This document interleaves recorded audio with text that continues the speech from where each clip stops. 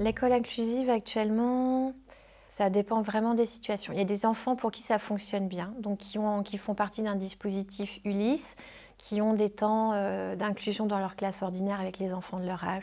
Et ça fonctionne bien parce qu'il y a une coordination qui se passe bien avec tous les accompagnements, le dispositif Ulysse, la classe ordinaire, le temps du midi, le périscolaire. C'est complet en fait. Nous avons un petit garçon qui a un besoin particulier, qui a une personne qui l'accompagne au quotidien. Si la personne est absente, si la personne est malade, s'il se passe quoi que ce soit, ce petit garçon n'est plus là. Donc là, on sent bien les limites de cette école inclusive.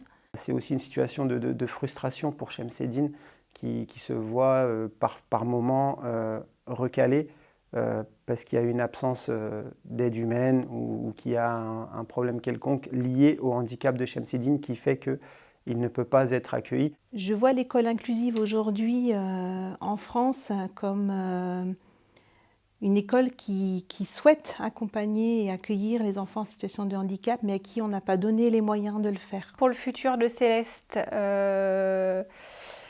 idéalement, j'aimerais bien qu'elle reste dans le système scolaire dit classique, qu'elle ait des apprentissages, qu'elle puisse apprendre à écrire et à lire.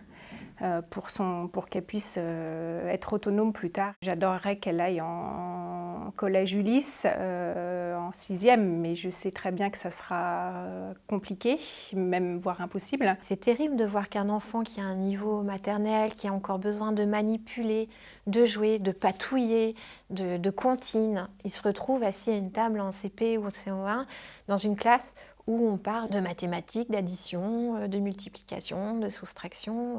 C'est violent quand même. La scolarisation, elle peut être très violente pour les enfants et ça peut générer des troubles du comportement. Mais on va dire, il ne tient pas en place. Bah oui, il ne tient pas en place, mais parce que le contexte, il ne lui convient pas, parce qu'on exige de cet enfant quelque chose qui n'est pas possible pour lui. Il n'est pas encore prêt à ça. Shemseddine n'est pas capable d'intégrer une classe de CP parce qu'il n'a pas les compétences. Il ne comprend pas en fait qu'au bout d'un moment, on travaille sérieusement pour apprendre quelque chose. Je vois encore ce matin, j'ai une situation, je ne sais pas si l'enfant était bien dans sa classe de référence.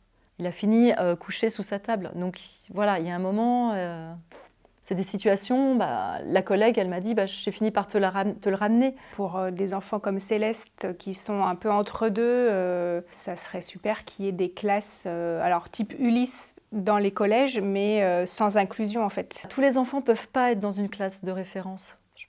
C'est compliqué, tant au niveau du comportement qu'intellectuellement. Il faudrait qu'il y ait des temps où qu'on puisse aménager pour que les enfants soient bien. Il faut vraiment que ça reste dans la bienveillance et pas dans la maltraitance.